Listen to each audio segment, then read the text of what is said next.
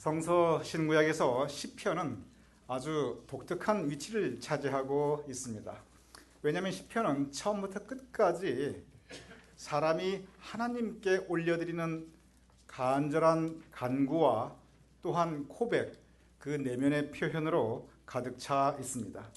그래서 시편은 우리 인간의 내면 세계, 그리고 사람이 살아가면서 경험할 수 있는 삶의 내용들이 아주 많이 담겨 있고, 바로 그것을 하나님께 진솔하게 올려드린 것이 바로 시편의 내용입니다. 그래서 이 시편의 내용을 보면은 여기에 가장 많이 나오는 단어는, 시편 전체에서 가장 많이 나오는 단어는 역시 여호와 하나님입니다. 우리의 믿음의 대상이 되시고 살아계신 여호와 하나님께 우리의 소리를 올려드리는, 우리의 간구를 올려드리는 것이기에 여호와 하나님께서 시편 전체에서 가장 많이 나타나는 단어가 되는 것은 충분히 이해할 만합니다. 그러면 여호와 하나님 그 다음으로 시편 전체에서 가장 많이 나타나는 단어가 무엇인가? 그것은 원수라고 하는 단어입니다. 여기서 우리는 잠시 고개를 갸우뚱하며 생각해 볼 필요가 있습니다. 시편이 신앙의 고백이기 때문에, 내면 세계의 표현이기 때문에 우리의 믿음의 대상이 되시는 시편 전체가 하나님께 올려드리는 것이기에 여호와 하나님이 가장 많이 나타나는 건 충분히 이해가 가는데, 어떻게 시편에서 그 다음으로 나타나는 단어가 은혜, 사랑, 믿음이 아니라 원수라고 하는 단어가 하나님 여호와 그 뒤에 이어 두 번째를 차지하고 있습니다. 무엇을 의미합니까? 그것은 뭐냐면, 내 인생에 하나님께서 항상 함께 하시듯이 내 인생에 또한 원수가 항상 함께하고 있다는 것을 의미하고 있습니다. 우리 삶 가운데 하나님은 피할 수 없는, 우리가 어딜 가든, 산 위에 가든 바닷속을 가든 어디에 가든 하나님께서 거기 계셨다고 시편은 고백하고 있습니다.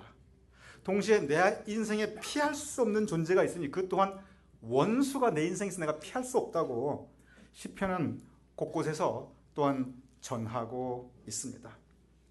원수 무엇입니까? 여호와 하나님 다음으로 많이 나타나고 있는 이 시편에서의 이 원수가 어떤 의미입니까? 원수를 여러 가지로 표현할 수 있습니다. 여러 가지로 그 정의를 내릴 수가 있습니다. 근데 좀 쉽게 우리가 함께 공감할 수 있도록, 우리가 쉽게 이해할 수 있도록 한마디로 표현하면 뭐냐면, 지금 내 삶 가운데, 여러분과 저 우리 모두의 삶 가운데, 여러분의 개인의 삶 가운데, 여러분의 가정에서 또는 공동체든지 지금 그 삶에서 나를 힘들게 하고 나를 고통스럽게 하고 나를 어렵게 하는 것, 그것들은 원수입니다. 저것만 없으면 내 인생이 좀 편할 텐데, 근데 내가 저것을 어떻게 할 수가 없어요. 원수입니다. 저 일만 나에게 생기지 않았다면 내가 좀 살 텐데, 하필 그때 그 시간에 저 일이 생겨가지고 내가 이렇게 고생을 당하는구나. 근데 내가 지금 어떻게 할 수가 없구나. 원수입니다. 내 삶을 너무 근심, 걱정으로 가득 차게 합니다. 그것만 생각하면 내가 머리가 아픕니다. 불안합니다. 두렵습니다. 원수입니다. 이것을 내가 컨트롤할 수 있는 원수가 아니에요. 내가 없애고 싶으면 없애고, 그 강도를 줄이고 싶으면 줄이고, 생기게 하고 싶으면 생기고, 그러면 원수가 아닙니다. 원수는 우리의 통제 영역 바깥에서 우리를 힘들게 하고 고통스럽게 하고 근심을 주고 그리고 염려를 주게 하는 것, 내가 어찌할 수 없는 그것이 바로 인생의 원수인 것입니다. 누구나 우리가 어찌할 수 없는 삶의 원수가 있습니다. 우리 인생에 작은 원수, 큰 원수가 있고, 우리 인생에 나를 성가시게 하는 그냥 어떻게 보면 귀여운 원수가 있고, 내 생명을 위협하는 무시무시한 원수가 있습니다. 원수가 하나만 있느냐? 그렇지 않습니다. 성경에 원수라고 할 때는 항상 복수입니다. 이 번역할 때 가끔 이 복수를 단수로 번역해서 조금 의미가 흐리지만, 원문을 보면 원수들 언제나 복수입니다. 그것이 무엇을 의미하냐면, 우리 인생의 원수가 한 가지가 아니라는 겁니다. 두세 가지도 아닙니다. 여러 원수들이, 이런 원수 저런 원수, 작은 원수 큰 원수, 무서운 원수, 그냥 내가 감당할 만한 원수, 이런저런 원수, 가까운 원수, 먼 원수들이 있어서 우리의 인생이 하나님과 늘 함께 하듯이 원수와 함께 하고 있다는 것이 바로 이 시편의 인생을 바라보는 기본적인 시각입니다. 그렇습니다.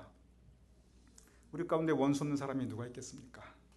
여러분 각자의 삶을 가만히 들여다보시면 이런저런 원수들이 여러분의 삶에 분명히 있습니다. 저는 또 저의 원수들이 있습니다. 그럼 우리 삶에 구체적으로 과연 어떠한 형태, 어떠한 모습의 원수들이 있는가? 성서는 구체적으로 우리 삶에 존재하고 있는, 그래서 우리를 힘들게 하고 있는 원수들의 성격과 그 존재들에 대해서 사실 상당히 구체적으로 표현하고 있습니다.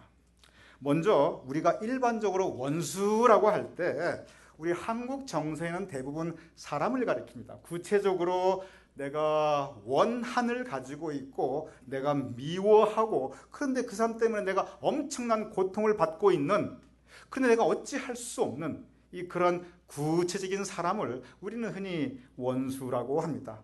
특별히 내가 억울하게 당했기 때문에 내가 원한을 가질 수밖에 없는데, 그런데 내가 그 힘에서 벗어날 수 없는 것, 그래서 내가 복수하고 싶고 나도 되갚아주고 싶은데, 근데 또 그렇게 하자니 내 삶도 너무 불행해지고 이러지도 못하고 저러지도 못하는 이런 구체적인 우리의 미움의 대상, 원한의 대상, 복수하고 싶은 대상, 원수들입니다. 한국 정서에 아주 깊이 뿌리 박혀 있는 그러한 느낌, 그러한 존재들입니다.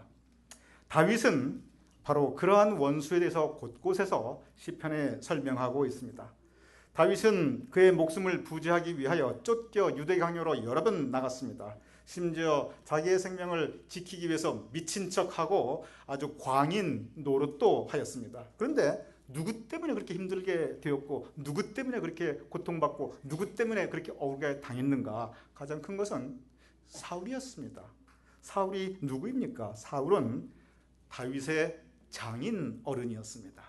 장인도 아버지라고 한다면 다윗은 다른 사람도 아니고 그 장인, 그 아버님에게 그 모든 수모와 고통과 공격과 그리고 모함을 받았습니다.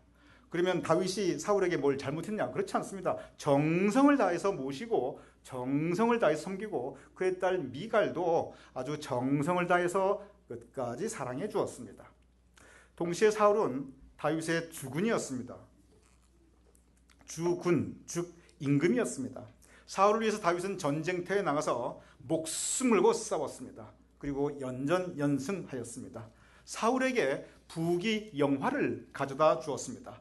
사울이 태평성리를 누릴 수 있었던 것, 주변의 적들을 잠재울 수 있었던 것, 그만한 재산을 축적하고 왕권을 강화할 수 있었던 것, 다윗이 아니었다면 상상도 못할 일이었습니다. 다윗만큼 사울하게 한 사람이 없습니다. 그런데 사울은 바로 그 다윗을 모함하고 잡아 죽이려고 공격하고 끝까지 추적하고 있습니다. 다윗이 얼마나 억울했겠습니까? 그런 상황에서 많은 시를 쓰게 됩니다. 다윗과 사울과의 관계는 그래도 이해할 만합니다. 피 한 방울 섞이지 않았기 때문에 그렇습니다.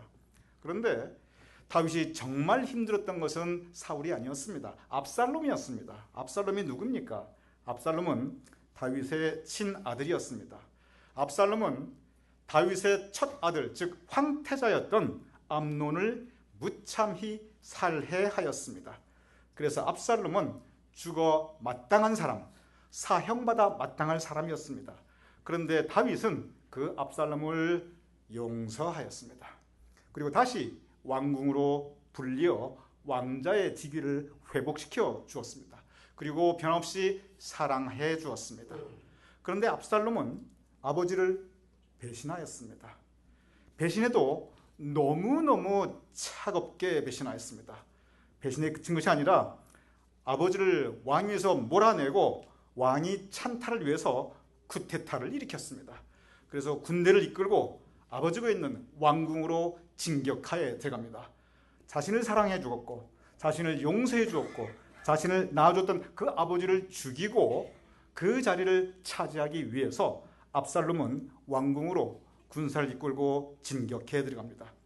이때 다윗은 목숨을 부지하기 위해서 자신을 죽이기 위해 공격해 들어오는 압살롬의 군대를 피하기 위해서 왕궁을 떠납니다. 성경에 보면은 그때 왕궁을 떠나는 다윗이 어떤 모습으로 떠났냐 하면 다윗이 머리를 가리우고 울며 통곡하며 그리고 맨발로 도망갔다라고 기록되어 있습니다. 목숨을 부지하고 이런 차원이 아닙니다. 다윗이 위험하고 두렵기도 했지만 너무너무 창피했습니다. 어디 가서 말할 수도 없습니다. 아들에게 이런 대접을 받고 있으니 얼마나 창피하고 그런데 살아야겠고, 그래서 그 다윗은 다윗 임금이 머리를 가리고 울면서 맨발로 도망갔다라고 성서는 똑똑하게 전하고 있습니다. 세상의 원수 다윗은 그에게 가장 가까웠던 사람, 그가 가장 사랑했던 사람, 그가 가장 믿었던 사람, 그 사람들이 원수로 변하는 것을 그는 보고 있고 경험하게 되었습니다. 그리고 바로 그러한 현실을 이 다윗은 시편에서 진솔하게 고백하고 있습니다. 우리의 정서에 그리고 일반적으로 원수는 이렇게 사람을 의미한 경우가 있습니다. 그런데 성경에서는 이런 사람을 의미하는 그 원수의 경우는 사실 그렇게 아주 많지는 않습니다. 그보다 훨씬 많은 원수의 개념, 그 의미가 있습니다. 그것은 뭐냐면 시편에서 원수를 의미할 때는 많은 경우는 구체적인 사람을 의미하는 것이 아니라 원수 같은 상황, 원수 같은 삶의 환경, 지금 내 인생에서 일어나고 있고 벌어지고 있는 저 원수 같은 이 상황, 이것을 의미하는 경우가 훨씬 더 많이 있습니다. 가장 큰 것 세 가지가 있습니다. 첫째는 뭐냐면 원수 같은 질병, 병입니다. 건강한 사람들은 병이 원수 같다고 느끼는 거 별로 실감하지 못합니다. 그런데 성경에 보면은 생명을 위협하는 질병에 걸렸을 때 이 원수 같은 질병 때문에 얼마나 고통을 겪고 있는지, 얼마나 근심연유를 하는지 성서는 생생하게 우리에게 전하고 있습니다. 복음서를 보면은 온갖 질병에 걸린 사람들이 나타나고 있습니다. 그 질병은 그들의 삶의 원수였습니다. 너무 큰 고통이었고 감당할 수 없었고 대처할 수 없었습니다. 이 원수 같은 질병으로 인해서 인생이 망가집니다. 가족들의 삶이 너무 힘들어집니다. 그런데 대책이 없습니다. 예수님께서 복음서에서 가장 많이 만나주신 사람들이 어떤 사람들이냐면 바로 이 원수 같은 질병으로 고통받고 있는 사람들이었습니다. 예수님께서는 그들의 삶의 현장으로 찾아가셔서 그 질병을 고쳐주시고 그들의 삶을 회복하여 주셨습니다. 그래서 그들로 하여금 원수로부터 벗어날 수 있게 하였습니다. 두 번째가 있습니다. 그것은 뭐냐면 원수 같은 가난, 이 궁핍함, 이 빈곤의 문제입니다.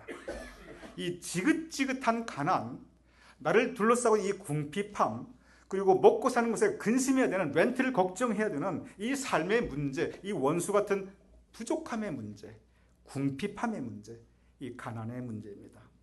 그런데 사실 가만히 우리가 살펴보면 이 빈곤과 가난 그 자체가 문제가 되는 것은 아닙니다. 유엔이 항상 보고하는 행복지수라는 게 있습니다. 상당히 과학적인 방법으로 행복지수를 계산해냅니다. 그런데 변함없이 어떤 나라가 이 행복한 나라가 되면 뭐 방글라데시 같이, 뭐 아프리카 빈민국 같이, 참 신기한 것은 적어도 우리가 볼 때 가장 빈곤하고 가장 궁핍하고 가장 가난한 나라들인데 그 나라들이 행복지수가 일반 선진국보다 훨씬 높습니다. 이 높은데 비교할 정도가 안 될 정도로 그렇게 높습니다. 지난 20, 30년간 한국을 돌아보시기 바랍니다. 한반도 5,000년 역사 가운데 지난 20, 40년 동안 한국이 이렇게 풍성하게 잘 살던 적이 언제 있었습니까? 이렇게 풍요한 적 없었습니다. 그런데 과연 그럼 지난 20, 30년이 한반도 5,000년 역사 가운데 가장 행복한 기간이었는가? 우리는 고개를 갸우뚱하고 다시 생각해 보지 않을 수가 없습니다. 여기서 원수 같은 가난 궁핍함을 할 때 이것은 오늘날 우리의 현실 세계에 있어서는 대개의 경우 이것은 자존심의 문제입니다. 무슨 의미냐면 내가 가진 것, 내가 사는 모습이 저 사람이 가진 것, 저 사람이 사는 모습과 비교될 때 내가 초라하게 느껴지는 것. 그러니 내가 이만밖에 못 이뤘는데 저 사람은 이만큼 이뤘고 나는 요만큼 가졌는데 저 사람은 저만큼 가졌으니 이것이 내 능력을 나타내는 것 같고 이것이 내 가치를 나타내는 것 같고 이것이 하나님이 나를 향한 은혜를 나타내는 것 같으니 내가 초라해지지 않을 수가 없습니다. 내가 자신감을 잃어버리지 않을 수가 없습니다. 내가 자존심을 잃어버리지 않을 수가 없습니다. 그래서 내 마음은 더 궁핍해집니다. 그래서 내 마음은 더 찬바람이 불게 됩니다. 그래서 세상이 싫어지고 사람이 싫어지고 사는 것이 싫어지게 됩니다. 이 원수 같은 가난, 부족함, 궁핍의 문제입니다. 여기까지는 괜찮습니다. 왜냐하면 자존심의 문제이기 때문에 그렇습니다. 이 자존심의 문제 더 떨어질 때 이 현실의 문제, 경제의 문제, 돈의 문제가 이 가진 소유의 문제가 이 자존심 문제에서 이하로 더 떨어질 때 그때는 자존심의 문제가 아닙니다. 그때는 생존의 문제입니다. 생존의 문제에 걸렸을 때 대부분의 사람들은 자존심 거침없이 버립니다. 왜냐하면 살기 위해서 그것은 살기 위한 생존 본능이고 방어 기제이기도 합니다. 먹고 살 길이 없을 때 IMF 때 많은 사람들이 길거리에 내몰렸고 그리고 자살로 그들의 삶을 마감하였습니다. 무엇이 그 많은 사람들을 자살로 내몰았습니까? 그것은 그 원수 같은 가난, 궁핍함, 빈곤의 문제입니다.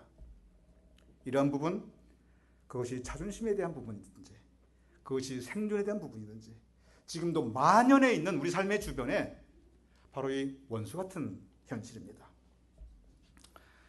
원수 같은 질병이 있고 원수 같은 가난이 있고 또 원수 같은 내 삶의 실패가 있습니다. 무너져버린 소망이 있습니다. 열심히 노력하고 최선을 다했는데 이루어지지 않습니다.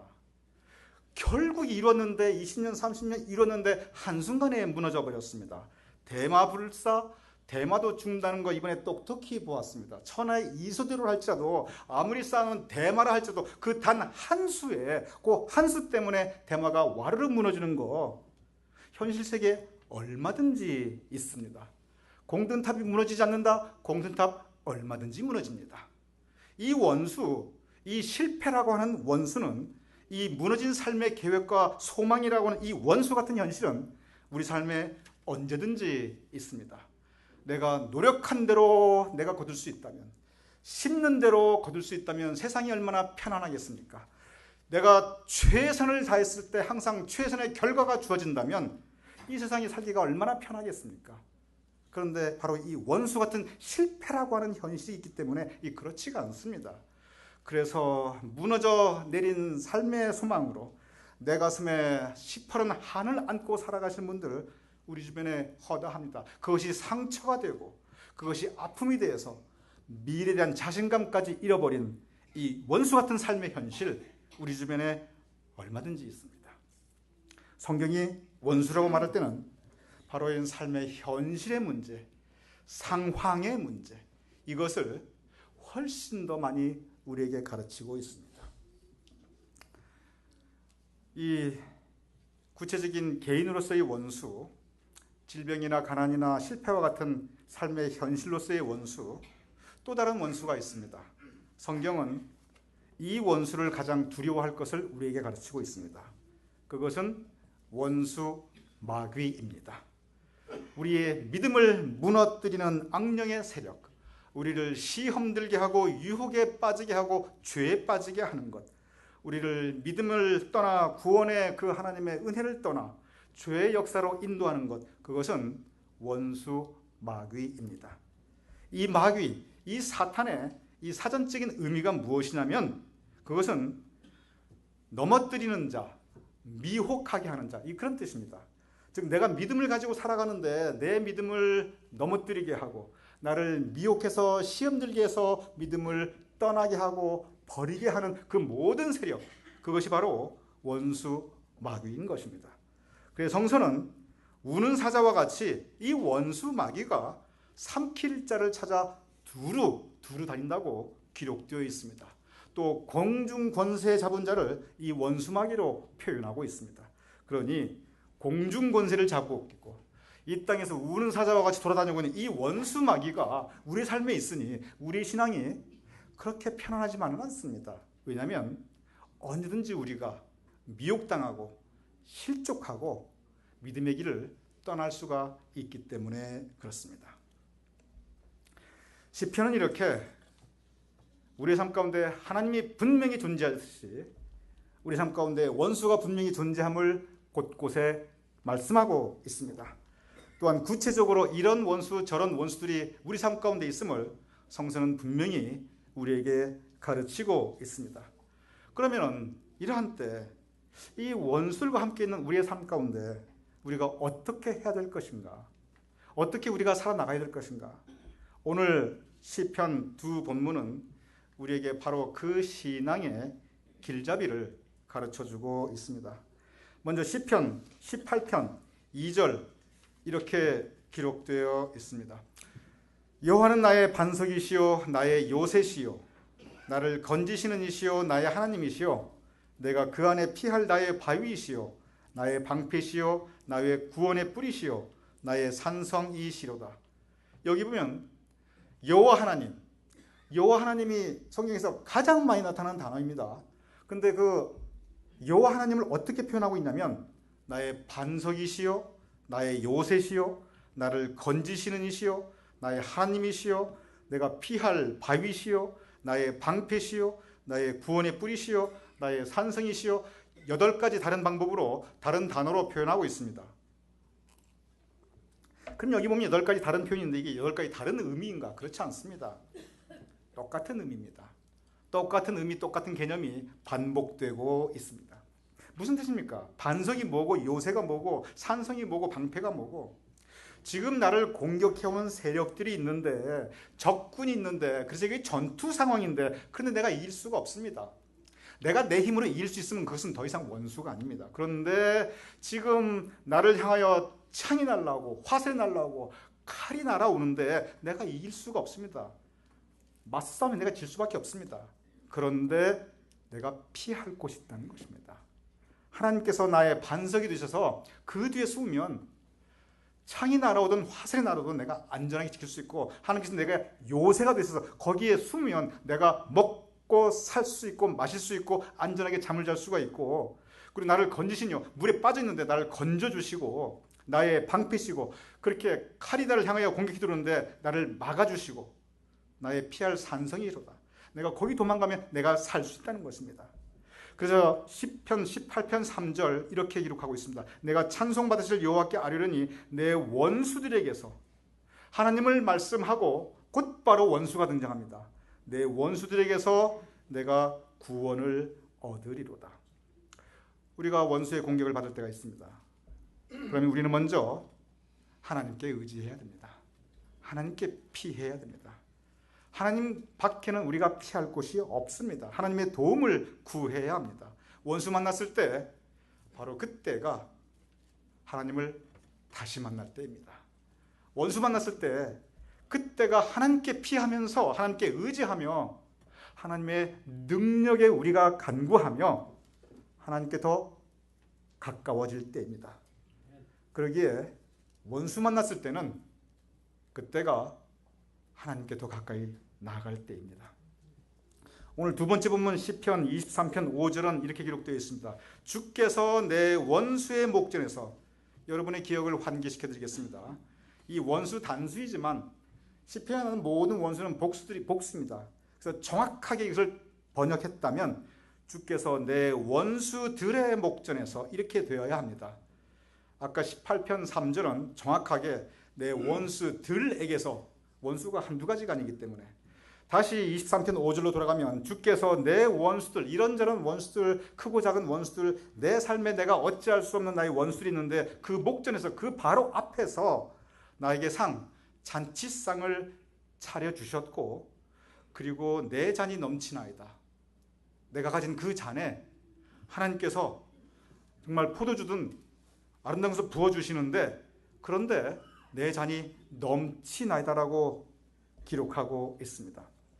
저는 오늘 여러분과 함께 내 원수의 목전에서 내게 상을 차려주시고 그리고 내 잔이 넘치나이다. 이 말씀에 좀 더 우리의 깊은 묵상을 가지고자 합니다. 이 잔치상이라고 하는 것은 하나님께서 나를 위해서 특별히 마련해 주신 아름다운 이 삶의 은혜의 조건들입니다. 원수의 목전에서 내게 상을 차려주시고, 내가 이런저런 원수들의 직면에 있는데 그 원수를 고통받고 있는데, 그런데 나에게 상을 차려주셨다. 잔치상을 차려주셨다. 그래서 내가 먹고 마실 수 있고 쉴 수 있게 해주셨다.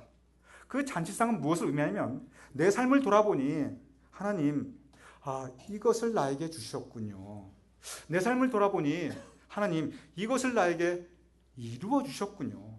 내 삶을 돌아보니 원수만 있는 줄 알았는데 하나님, 이렇게 내가 감사할 수 있는 이런 조건들이 있었군요. 이것이 내 원수의 목전에서 나에게 상을 차려 주셨다는 의미인 것입니다.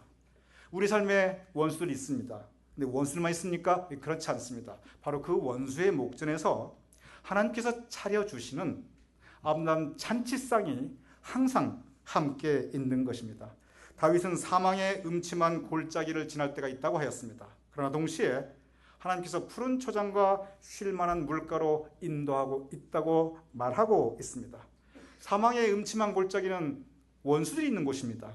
바로 그 원수의 목전에서 하나님께서 나에게 푸른 초장과 쉴 만한 물가, 즉 풍성한 은혜를 베풀어 주셨다는 것입니다. 문제는 뭐냐면 내가 그것을 볼 수 있는 눈이 있는가 없는가, 바로 그 부분입니다. 저는 가끔 박원서 씨의 그 말을 생각해 봅니다. 박원서 씨가 외아들 잃고 나서 그렇게 슬퍼하고 울고 고민하고 평생 애달아 했는데, 그런데 어느 날 갑자기 정신을 차리고 보니까 그동안 안 보이던 게 보이더라는 거예요. 제가 이 말씀을 이제 드렸습니다. 아들을 잃은 그 원수 같은 상황에 울고 고통받았는데, 눈을 뜨고 보니까 지금 박원서 씨 곁에 살아있는 4명의 딸이 있다는 걸 깨달았답니다. 나에게 딸이 4이나 있었구나. 이걸 몰랐어요, 전에는. 우리가 원수 같은 그 상황에만 초점을 맞추고 있으면 하나님께서 나에게 베푸신 그 많은 잔치상들을 앞에 두고도 모를 수가 있습니다. 그 후에 박원순 씨가 너무 위로를 받았다고 합니다. 그리고 그 힘으로 살아나갔다고 합니다. 저는 이 내 잔이 넘치나이다. 무슨 뜻입니까? 우리 모두 여러분과 저의 그릇이 있습니다. 우리는 잔입니다.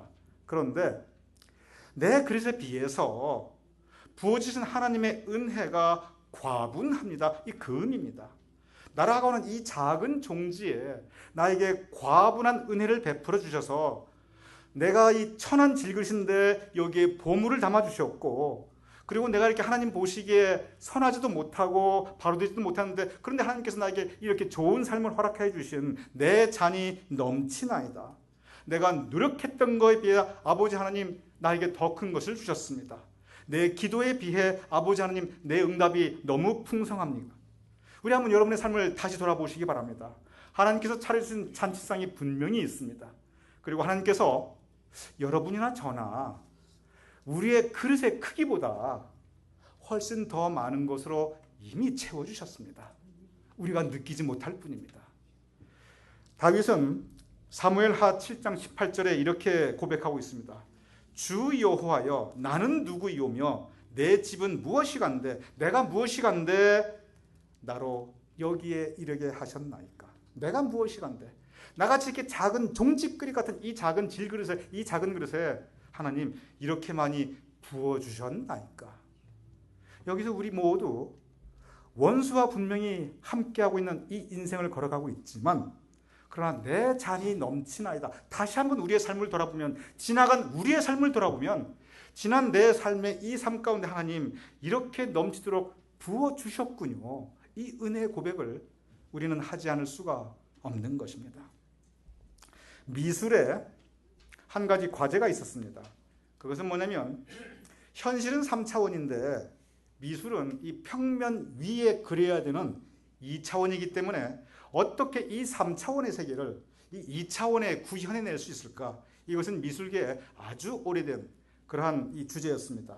그래서 가장 일반적으로 옛날이나 지금이나 바로 이 문제를 처리하고 해결하기 위한 그 미술적 기법이 바로 원근법이라고 하는 것입니다. 원근법은 뭐냐면, 분명히 평면인데 멀게 느껴지고 가깝게 느껴지는 그 느낌을 들게 하는 그 미술적인 기법입니다. 가장 고전적인 원근법은 선과 대각선입니다. 마치 우리 저기 팅교실에 있는 최후의 만찬처럼 이 장면이 이렇게 대각선으로 쫙 돼 있어가지고 이 선이 이 가까이 있는 건 굵고 그리고 갈수록 작아지는 그러한 이 선과 대각선을 이 표현한 그 원근법입니다. 그런데 르네상스 시대에 이르러 새로운 원근법이 이 미술계에 등장하면서 아주 미술의 느낌을 이 다르게 하였습니다. 그리고 그것이 공기 원근법이라고 하는데 모나리자가 유명한 그 이유 중에 하나도 바로 이 공기 원근법이 너무 잘 표현되어 있기 때문에 그렇다고 합니다. 이것이 뭐냐면은 그냥 선으로 표현하는 것이 아니라 초점으로 표현하는 겁니다. 즉 가까이 있는 어떤 것은, 내가 강조하고 싶은 것은 이 가까이 보도록 크게 그리고 선명하게 그립니다. 반면에 강조하고 싶지 않은 것은 뒤에 놓고 채도를 낮게 하고 그리고 초점 없이 약간 블러리하게 흐리게 그린다고 합니다. 모나리자를 보면 정확하게 그러한 기법으로 그려져 있습니다. 즉 초점이 분명히 잡혀 있고 선명한 색채로 분명하게 크게 그린 부분이 있고 흐릿하게 작게 있는 듯 없는 듯 그리고 채도도 그냥 이렇게 약하게, 그러면 그것이 둘 다 존재합니다. 둘 다 존재하는데 어디에 색채가 더 선명하게 들어가 있고 어디에 초점이 맞춰져 있고 어디에 강조가 들어가 있는가, 그것이 아주 분명한 원근을 표현해 낸다고 합니다. 우리의 인생에서도 우리는 삶의 원근법을 사용해야 합니다. 우리의 삶에 분명히 원수들이 있습니다. 동시에 우리 삶에 잔치상들이 있습니다. 무엇을 크게, 무엇을 선명하게, 무엇을 채도를 확실하게 입힐 것인가는, 그래서 어떠한 삶의 그림을 그려낼 것인 그것은 여러분과 우리의 몫입니다. 어떤 사람들은 원수들을 크게 그립니다. 분명한 색깔을 입힌다. 하나님께서 우리에게 허락하신 잔치상 있는지 없는지 인식도 못합니다. 그러니 그 삶은 늘 불행합니다. 그 삶은 늘 불평에 가득 찰 수밖에 없습니다. 반면에 분명히 원수도 있고 잔치상도 있는데 잔치상을 크게 그리고 분명한 채색을 입히고 그리고 선명하게 초점을 맞추어서 확실하게 드러나갑니다. 그리고 원수들은 채도도 낮게 그리고 흐릿하게 분명히 우리 삶에 공존하지만 무엇이 우리의 삶을 그려나가는 것은 그것은 우리의 삶의 시각입니다. 오늘 시편 다윗은 분명한 삶의 원근법을 그는 강조하고 있습니다. 원수의 목전에서 나에게 상을 차려주시고 그리고 내 잔이 넘치나이다. 우리의 인생 그렇습니다. 원수들과 하나님께서는 잔치상, 원수의 목전에서 상을 차려주신 하나님의 은혜에 감사하며 그리고 그 은혜 따라 기쁘게 행복하게 그 원수를 이기며 살아갈 수 있는 여러분과 저가 될 수 있기를 주님의 이름으로 축원합니다.